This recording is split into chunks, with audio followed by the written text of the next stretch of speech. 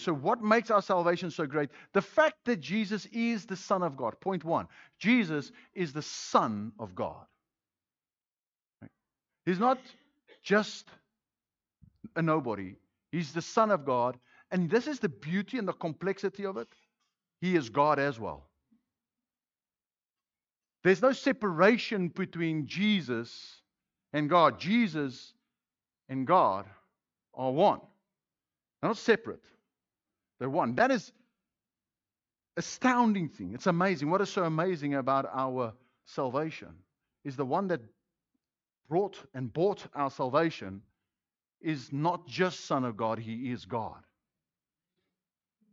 The Trinity, theologically, is very difficult to explain. Martin Luther actually said that to do that is a phenomenal job.